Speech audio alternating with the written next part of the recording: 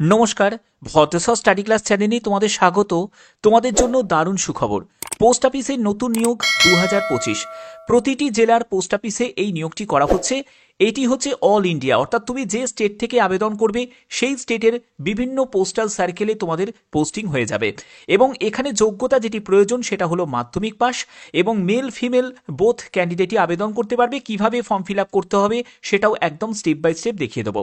November December মাসের একটি গুরুত্বপূর্ণ আপডেট আজকের ভিডিওর মাধ্যমে পেতে চলেছ। যারা যারা এই ভিডিওটা দেখছো তারা অবশ্যই কমেন্টে জানাবে যে তোমাদের পোস্ট অফিসের নাম। অবশ্যই তোমরা প্রত্যেকে যারা যারা ভিডিওটা দেখছো প্রত্যেকে কমেন্টে এখনই জানিয়ে দাও। তো চলো একদম অফিসিয়াল আপডেটে চলে যাব।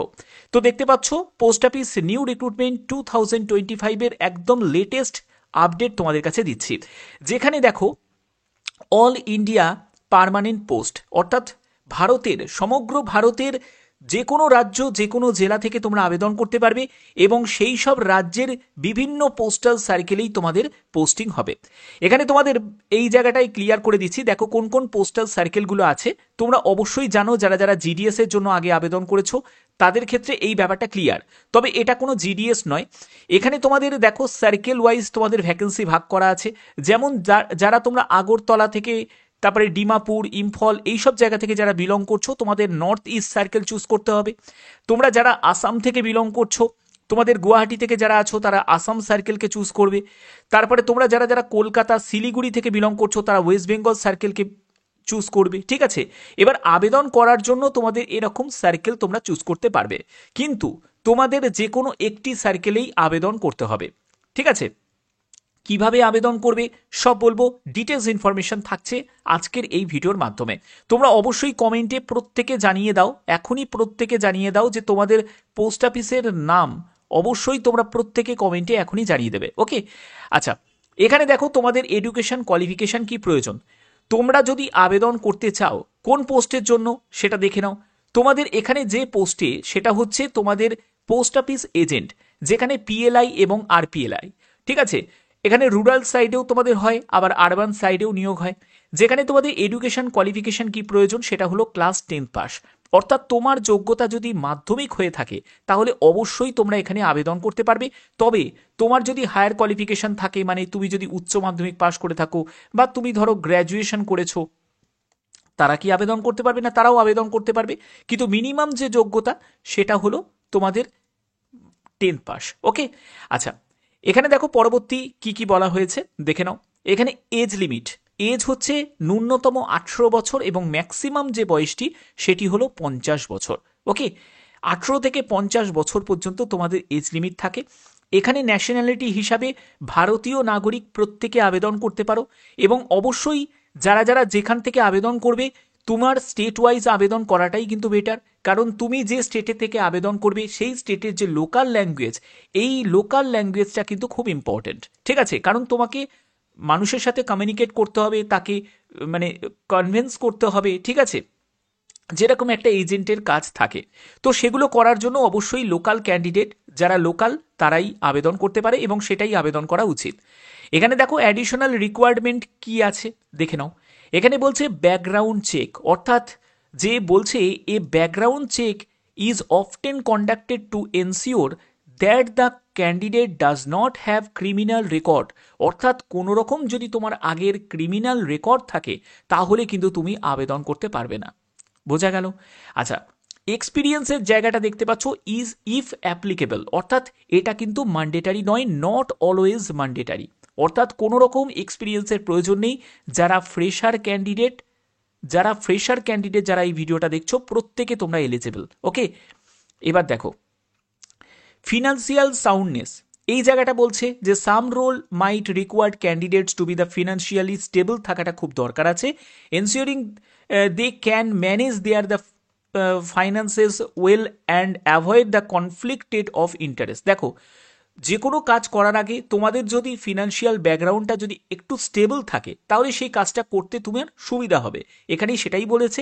এবং লোকাল রেসিডেন্সি, আগেই বললাম, তুমি যে স্টেট থেকে বিলং করছো, যে জেলা থেকে বিলং করছো সেই জেলাতেই আবেদন করাটাই বেটার, এবং সেটা কিসের জন্য চাওয়া হয়েছে, যাতে তুমি কাস্টমারদের সাথে মানে একদম ভালোভাবে তুমি যাতে কমিউনিকেট করতে পারো, তাদের সাথে যাতে ভালো ফ্যামিলিয়ার যাতে বিহেভিয়ার্স তুমি স্থাপন করতে পারো, এর জন্যই কিন্তু এটা চাওয়া হয়েছে। ওকে, আচ্ছা, এর পরবর্তী দেখো কি বলা হয়েছে। তোমাদের আবেদন করতে গেলে কি কি স্টেপগুলো থাকবে সেগুলো তোমাদের এখানে বলেছে। দেখো স্টেপ বাই স্টেপ তোমাদের এখানে গাইড করে দেওয়া হয়েছে যে কিভাবে আবেদন করতে হবে।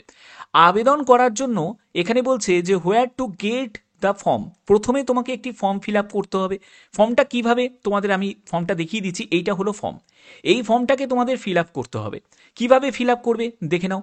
দেখো এখানে অ্যাপ্লিকেশন ফর্ম তোমরা দেখতে পাচ্ছ। প্রথমে এখানে একটি পাসপোর্ট সাইজের ছবি লাগিয়ে দেবে এবং এখানে একটি সই করে দেবে। যে পোস্ট, সেই পোস্ট তো তোমাদের অবশ্যই এখানে উল্লেখ করাই আছে। এবার দেখো ক্যান্ডিডেটের নেম, অর্থাৎ তোমার নাম সম্পূর্ণ ক্যাপিটালে, তারপরে ফাদার নেম দেবে, ডেট অফ বার্থ মেনশন করবে, তুমি কোন ক্যাটাগরি থেকে বিলং করছো, general, EWS, OBC, SC, ST, সেই ক্যাটাগরি এখানে মেনশন করবে, আধার নাম্বারটা দেবে, মোবাইল নাম্বার দেবে, তুমি কোন রিলিজিয়ান থেকে বিলং করছো সেই রিলিজিয়ানটা এখানে উল্লেখ করবে। এরপরে হচ্ছে এডুকেশন কোয়ালিফিকেশান। দেখো যোগ্যতা যেহেতু মাধ্যমিক থেকেই শুরু, তো মাধ্যমিক দিয়েও তুমি ছেড়ে দিতে পারো। এছাড়া তুমি যদি হায়ার কোয়ালিফিকেশন করে থাকো তাহলে হায়ার কোয়ালিফিকেশনও মেনশন করতে পারো, কোনো অসুবিধা নেই, কিন্তু মাধ্যমিক তোমাকে মেনশন করতেই হবে। তো মাধ্যমিক কোন বোর্ড থেকে পাশ করেছো, কী কী সাবজেক্ট ছিল, কোন ইয়ারে পাশ করেছো, কত পার্সেন্টেজ মার্কস আছে তোমার, তারপরে এখানে পার্সেন্টেজটা এখানে উল্লেখ করতে হবে, কত মার্কস পেয়েছো টোটাল, এবং এখানে পার্সেন্টেজটা উল্লেখ করে দেবে। এরকমই কিন্তু তোমাদের উচ্চ মাধ্যমিক, গ্র্যাজুয়েশন সবই কিন্তু তুমি এখানে দিতে পারো। বাট আবার বলছি যে হায়ার কোয়ালিফিকেশন কিন্তু ম্যান্ডেটারি নয়। হায়ার কোয়ালিফিকেশন তুমি দিতে পারো, নাও দিতে পারো, ঠিক আছে। এরপরে হচ্ছে এনি আদার কোয়ালিফিকেশন, অর্থাৎ অনেক ক্যান্ডিডেট আছে যাদের কম্পিউটারের যোগ্যতা আছে, তো সেই কম্পিউটারের যোগ্যতাটা তুমি এখানে মেনশন করতেই পারো, সেটা তোমার উপর ডিপেন্ড করছে। এরপরে হচ্ছে অ্যাড্রেসের সম্পূর্ণ ডিটেলস, যেখানে তোমার দেখো এখানে হাউস নাম্বার, স্ট্রিট বা ভিলেজ, সেটা তোমাকে এখানে মেনশন করলে। পোস্ট অফিসের নাম অবশ্যই তোমরা কিন্তু কমেন্টেও প্রত্যেকে এখনই জানিয়ে দাও যে তোমাদের পোস্ট অফিসের নেম অবশ্যই তোমরা প্রত্যেকে জানিয়ে দেবে, কারণ তোমরা জানো আমি তোমাদের বিভিন্ন আপডেটগুলো পৌঁছে দিয়ে থাকি প্রতিনিয়ত। তো সেই আপডেটগুলো পৌঁছে দিতে পারবো যদি তুমি পোস্ট অফিসের নামটা উল্লেখ করে দাও। এবার দেখো তোমাদের পুলিশ স্টেশন, তারপরে ডিস্ট্রিক্ট, তারপরে হচ্ছে স্টেট এবং তোমার পিনকোড নাম্বার, এটা তোমাদের এখানে মেনশন করতে হবে। এরপরে ডিক্লারেশনের জায়গা চলে আসছে, যেখানে তোমাকে সই করতে হবে, ডেটটা মেনশন করতে হবে এবং প্লেসটা মেনশন করতে হবে, যে প্লেস থেকে তুমি বর্তমানে মানে আছো, এবং তুমি যে ডেটে তুমি অ্যাপ্লিকেশন ফর্মটা জমা করছো সেই ডেটটা মেনশন করতে হবে। ওকে, তো এই হচ্ছে অ্যাপ্লিকেশন ফর্ম। তো এই অ্যাপ্লিকেশন ফর্মটা তুমি ফিল আপ করে নিলে, এটা তোমাদের ইন্ডিয়ান পোস্টাল ডিপার্টমেন্টের যে অফিসিয়াল ওয়েবসাইটে, সেখান থেকেই তুমি এই অ্যাপ্লিকেশন ফর্মটা পেয়ে যাবে, যেটা তোমাদের ডাউনলোড করতে হবে। এরপরে দেখো তোমাদের কী কীভাবে তোমাদের এখানে ফিল আপ করতে হবে। তোমাদের পার্সোনাল ডিটেলস দিলে, তোমার নাম, date of birth, address, contact যে ইনফরমেশন সেটা দেবে। এডুকেশনাল ব্যাকগ্রাউন্ডের সম্পূর্ণ ডিটেলস তোমাদের দিতে হবে, তোমাদের বুঝিয়ে দিলাম যে ইয়ার অফ পাসিং, পার্সেন্টেজ সব দিতে হবে। তারপরে তোমার যদি কোনো এক্সপিরিয়েন্স থাকে সেটা উল্লেখ করতে পারো, বাট এটা কিন্তু ম্যান্ডেটারি নেই। ওকে, এর পরবর্তী হচ্ছে যদি আদার ইনফরমেশান দিতে চাও সেটা তুমি দিতে পারো, এবং ল্যাঙ্গুয়েজ প্রফিসিয়েন্সি এটা কিন্তু খুব ইম্পর্টেন্ট। অর্থাৎ ধরো তুমি ওয়েস্ট বেঙ্গল থেকে বিলং করছো, তাহলে ওয়েস্ট বেঙ্গলের ভাষা হচ্ছে বাংলায়, তো বাংলায় লিখতে, পড়তে, বলতে জানো নাকি সেটা কিন্তু তোমাদের চেক করা হবে। এবার দেখো তোমাদের কি কি ডকুমেন্টস রিকোয়ার্ড আছে। আবেদন করার জন্য যে যে ডকুমেন্টসগুলো তোমাদের প্রয়োজন, সেটা হলো আইডি প্রুফ লাগছে, সেখানে Aadhaar card, voter card, passport, any other government ID proof হলেই হয়ে যাবে। অ্যাড্রেস প্রুফের জন্য ইউটিলিটি বিল হতে পারে, রেন্ট এগ্রিমেন্ট হতে পারে, এনি অফিসিয়াল ডকুমেন্টস, সেটা তোমাদের কারেন্ট অ্যাড্রেস, এর জন্য তুমি আধার কার্ড দিলেও হয়ে যাবে, অ্যাড্রেস প্রুফটা হয়ে যাবে। এডুকেশনাল সার্টিফিকেট হিসাবে তোমাদের 10th সার্টিফিকেট, 10th মার্কশিট, দুটোই কিন্তু প্রয়োজন, তবে হায়ার কোয়ালিফিকেশন থাকলে তারও সার্টিফিকেট, মার্কশিট তুমি দেখাতে পারো। পাসপোর্ট সাইজের ছবি, এটা কিন্তু তোমাদের লাগবে। তারপরে হচ্ছে তোমাদের যদি এক্সপিরিয়েন্স থাকে, ইফ অ্যাপ্লিকেবল বলে রেখেছে, অর্থাৎ যদি থাকে দিতে পারো, যদি না থাকে কোনো দরকার নেই। এবার হচ্ছে সাবমিশন লোকেশন, কোথায় সাবমিট করবে। সাবমিট করার জন্য যে নিয়ারেস্ট যে পোস্টাল ডিভিশন অফিস আছে সেখানেই তোমাদের সাবমিট করতে হবে। ওকে, এবং এখানে সাবমিশন যে মেথড, এটা দুরকমভাবে হয়, একটা অফলাইনেও হয়, আবার তোমাদের অনলাইনেও হবে। তবে অফলাইনেই দেখবে ম্যাক্সিমাম এখন যে এসবগুলো বেরোচ্ছে বিজ্ঞপ্তি, সেখানে অফলাইনেই কিন্তু জমা হচ্ছে।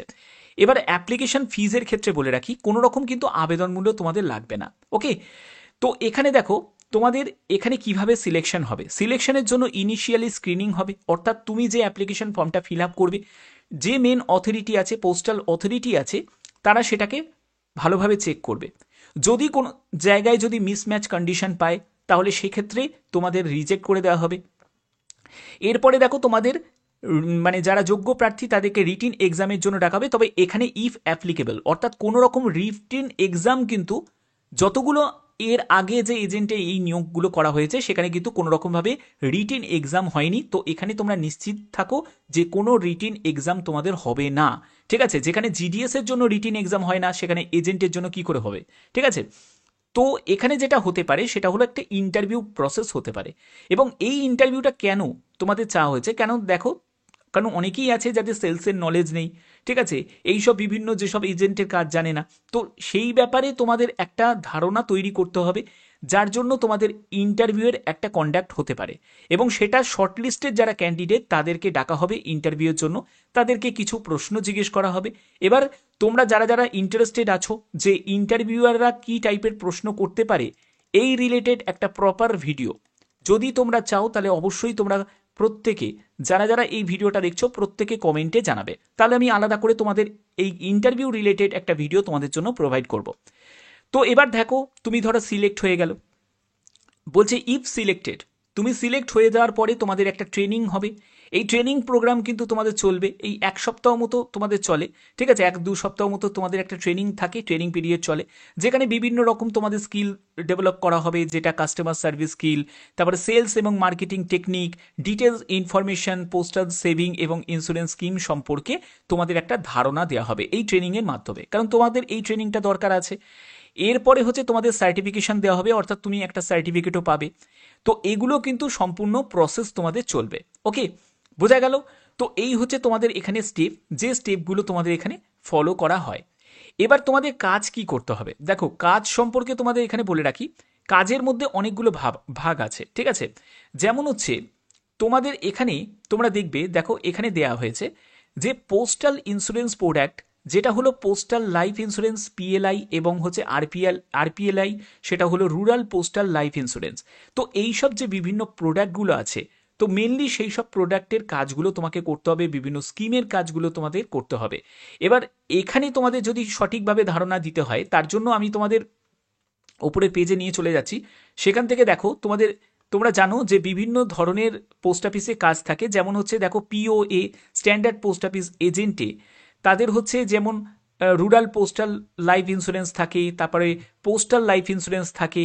তো এদেরকে যে যে কাজগুলো করতে হয়, যেমন হচ্ছে দেখো এই যে বিভিন্ন যেসব স্কিমগুলো থাকে, ঠিক আছে, যেমন হচ্ছে MPKBY মহিলা প্রধান ক্ষেত্রীয় বাচত যোজনা, এইসব যোজনার আন্ডারে যেসব স্কিমগুলো সেগুলো করতে হবে।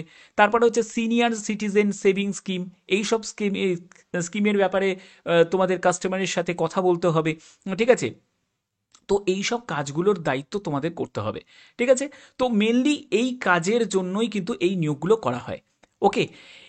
তো এখানে তোমাদের ফর্ম ফিল আপটাও আমি দেখিয়ে দিলাম এবং তোমাদের এই কাজ সম্পর্কেও তোমাদের ব্যাপারটা বলে দিলাম। এবার মেন ব্যাপার হচ্ছে যে তোমাদের বিজ্ঞপ্তি কবে জারি হবে। দেখো বিজ্ঞপ্তির ব্যাপারে বলে রাখি, এখানে কিন্তু সম্পূর্ণ সার্কেল ওয়াইজ বিজ্ঞপ্তি জারি হয়। তো নর্থ ইস্টের দিক দিয়ে আগরতলা, দেখো আগরতলাতে, এই নর্থ ইস্টের আগরতলাতে কিন্তু অলরেডি কিন্তু তোমাদের বিজ্ঞপ্তি জারি হয়ে গেছে। তো সেক্ষেত্রে বাদবাকি যে স্টেটগুলো আছে সেই স্টেটগুলোর বিজ্ঞপ্তিও কিন্তু পরপর জারি হয়ে যাবে, এবং যখনই তোমাদের সেই আপডেট আসবে, যেমন হচ্ছে ওয়েস্ট বেঙ্গলের এখনও বাকি আছে, বাকি আছে, তারপরে হচ্ছে তোমাদের নর্থ ইস্টের কিছু কিছু এখনও জায়গার কিন্তু বাকি আছে, তারপরে আসাম সার্কেলের বাকি আছে, এরকম কিন্তু অনেকগুলো সার্কেলের তোমাদের বাকি আছে। এইসব সার্কেলের যখনই কোনো আপডেট আসবে, কিছুদিন আগে তোমাদের আর একটা আপডেট আমি তোমাদের দিয়েছিলাম, যেটা হচ্ছে তোমাদের বিহার পাটনা জিপিওতে তোমাদের হচ্ছে, সেখানেও কিন্তু এজেন্টের নিয়োগ করা হচ্ছে। তো এইসব আপডেটগুলো তোমরা পেয়ে যাবে, তখনই পাবে যখন তোমরা চ্যানেলটিকে সাবস্ক্রাইব করে রাখবে, বেল আইকনটাকে অল করে রাখবে, যাতে তোমাদের কাছে সেই নোটিফিকেশনের আপডেটটা পৌঁছে দিতে পারি, ঠিক আছে। বাদবাকি যারা যারা ইন্টারেস্টেড আছো তারা অবশ্যই কিন্তু কমেন্টে জানাবে, এবং অবশ্যই তোমাদের পোস্ট অফিসের নাম সেটাও কিন্তু তোমরা প্রত্যেকে কমেন্টে জানাবে।